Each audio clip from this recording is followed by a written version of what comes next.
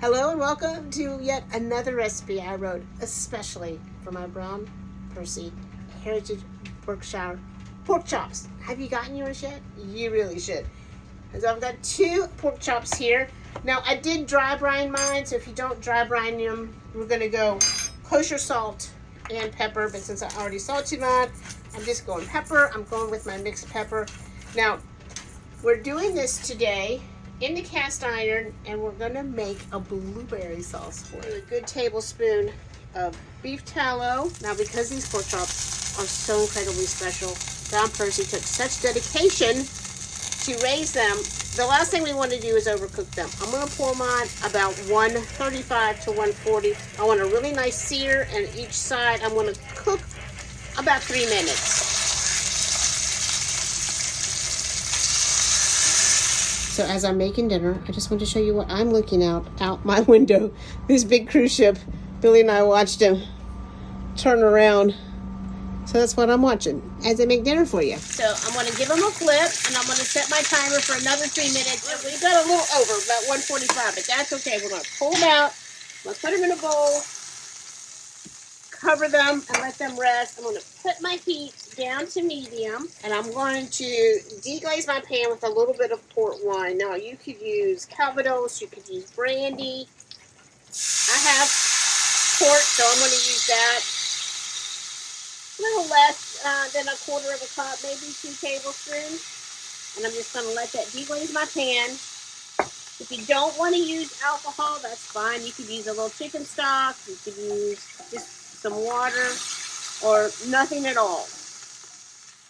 I'm going to let that evaporate there for a minute. 1 tablespoon of butter and 1 full shallot. And I'm just going to give that shallot 1 to 2 minutes. Just let it soften up a little bit. Now, I have 2 humps of blueberries. Now, this is for 2 pork chops. I like a lot of sauce, but I think you could do, 1 to 1.5 cups, up to 2 cups.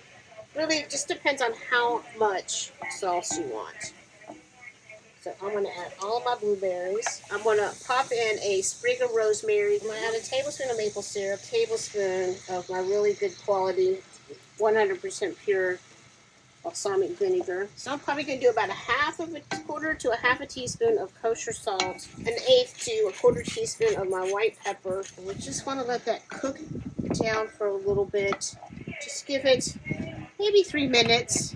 And as it cooks, just kind of come in with your spoon, kind of mash those blueberries up. Don't they look pretty? So within about 3 minutes, 3 to 5 minutes is fine. I am going to taste to see if I need any salt.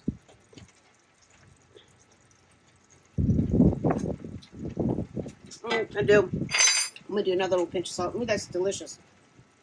But I am going to go do with another thing of salt. Right before I turn the heat off, I'm going to do the zest of about 1/2 of a lemon. And then when I turn the heat off, we'll add the juice of about 1/2 of this lemon.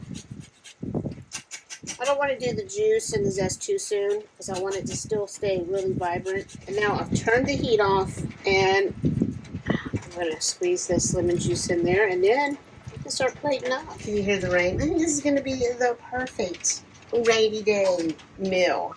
So I'm going to look at these beautiful pork chops. Look how big they are.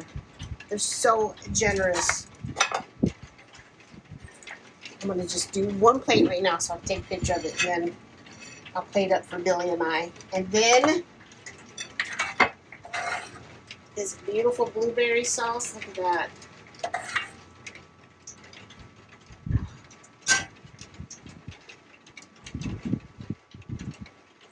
It's amazing. Brown Percy's Heritage Berkshire pork chop with the blueberry sauce. It's the perfect summer pork sauce, I think. So there you have it.